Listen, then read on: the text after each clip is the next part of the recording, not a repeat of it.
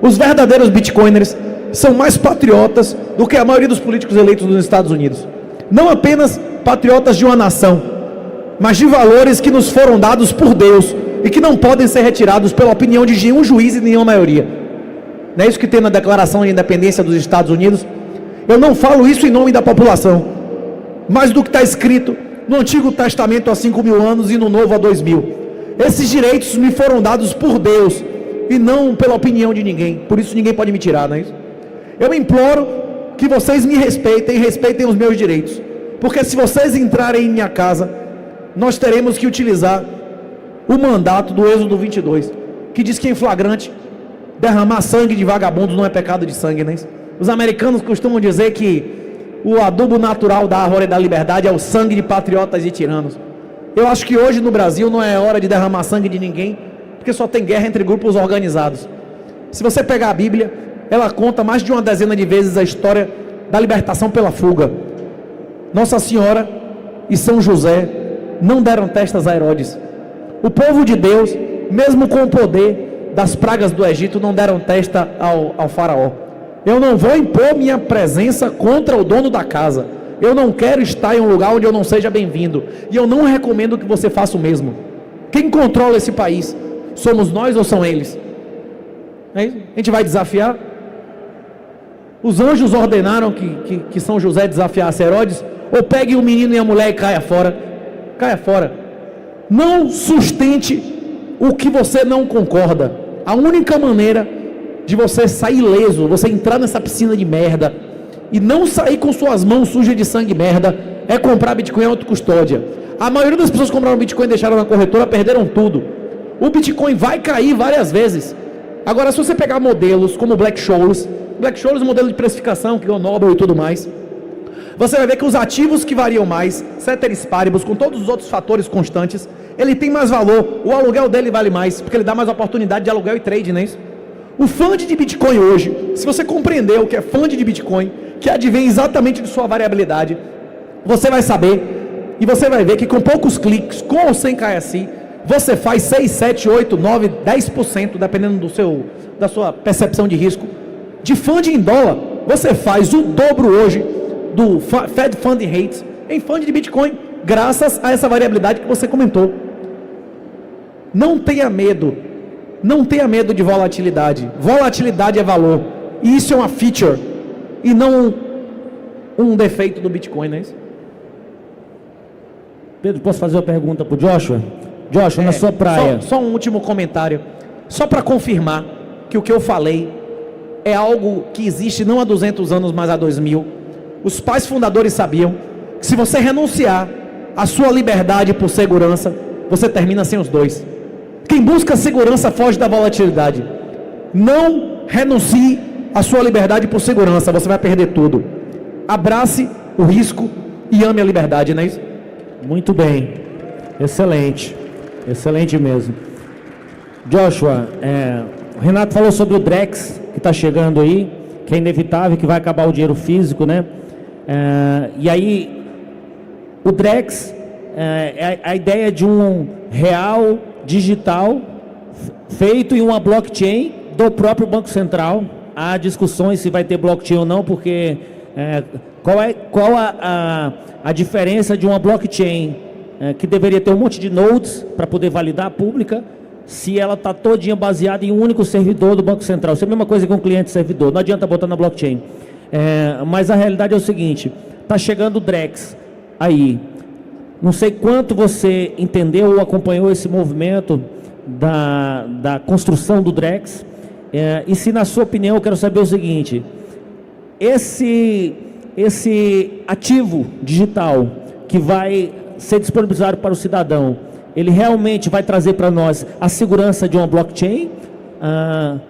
E também o seguinte, por que os Estados Unidos proibiu um real digital lá, um Drex lá? Por que lá não vai ter blockchain para CBDC, que é o termo técnico, né? Central Bank Digital Currency, por favor.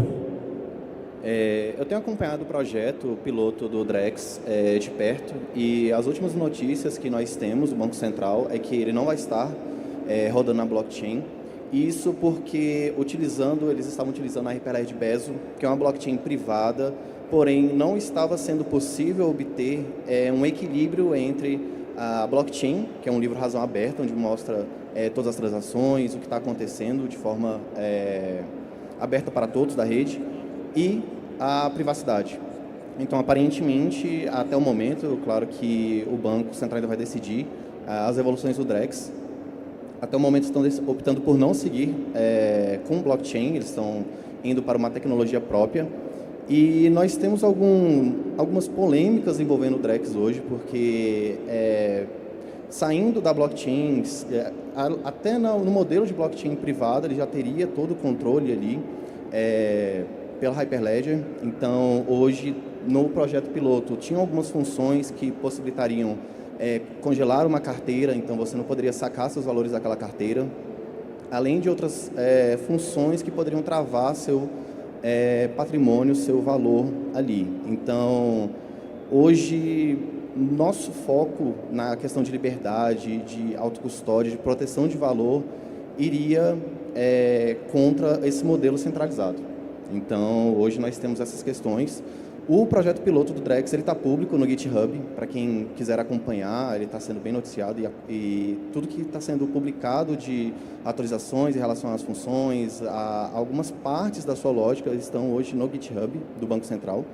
Então, quem quiser acompanhar, entender mais um pouco sobre o projeto de maneira um pouco mais técnica, eu recomendo muito acompanhar por lá, mas hoje, realmente, hoje seria nosso principal problema. Os Estados Unidos, que diz que não quer falar de CBDC lá. O que você acha sobre isso? Os Estados Unidos, eles têm, claro, toda essa política protecionista, então, muito provavelmente, eles de fato, não concordariam com algo que hoje é centralizado em outro governo. Então, isso já entra numa questão política. Tem a ver com a liberdade do cidadão? Sim. Então, fazer uma pergunta aqui para você nessa linha de pensamento. Porque a ideia da CBDC é controle. Não é verdade? Controlar o dinheiro do cidadão, onde ele vai gastar, com quem que ele pode gastar, por que ele não pode gastar. Renato, o que você acha? Por que será que os Estados Unidos proibiu agora por decreto que não se pode fazer CBDC lá? Tem a ver com isso? Liberdade?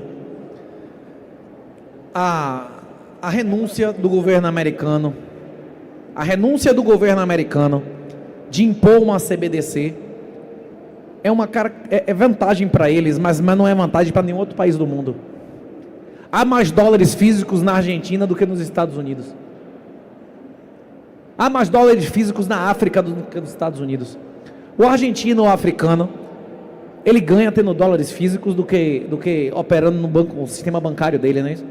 O argentino, que ficou em título do governo bancário, ele ganhou ou perdeu em dólar nos últimos 10, 20, 30 anos. O dólar físico é segurança. Quem está o Bitcoin é a resposta ao juro negativo. E o juro negativo é a resposta à erosão fiscal. O grande problema do século XX foi o crescimento exponencial do Estado, que é descrito no principal livro do professor Olavo de Carvalho, denominado Jardim das Aflições. Na economia eles chamam isso de Lei de Wagner. Já havia um outro autor chamado Bertrand de Juvenel, On Power, que tinha demonstrado isso formalmente, não é isso? Isso pode ser demonstrado de diversas maneiras. O Estado brasileiro, americano, europeu, todos os estados sociais do mundo, até os que não são sociais como a China, eles são superavitários ou deficitários? Eles são pródigos, não é isso? Eles são pródigos. Se eles fossem pessoas, eles estavam interditados, como incapazes, não é isso? É mentira o que eu estou dizendo, não é verdade? Quanto é o déficit americano? Algum governo no mundo, o Plano Real acabou, rapaz. Lula fez a missão dele, eles foram contra o Plano Real desde o primeiro dia. O calabouço fiscal acabou com o compromisso. O Plano Real de 94 era a dolarização, não é isso? Que é o que o Milei quer fazer na Argentina. O Plano Real de 98 era um negócio chamado tripé macroeconômico, não é isso? Superávit fiscal vai ter? Câmbio flutuante vai ter? Superávit fiscal vai ter? Vai ter responsabilidade fiscal? A lei obriga e responsabilidade fiscal. Tem piso de gasto, não é isso? Hein? Pois é. Eles finalmente conseguiram destruir o Plano Real que eles sempre odiaram, não é isso? Hein? Rapaz, os estados sociais são satânicos, é diabólico. Ele contradiz o anátema da queda do Éden. O seu pão, virá do suor do seu rosto, não é isso? Assim como para a mulher, o seu desejo será para o seu marido que a governará, não é isso? O feminismo e o socialismo são satânicos. Você querer o suor do outro, você é um ladrão, um vagabundo, não é isso? E é exatamente isso que os estados sociais oferecem.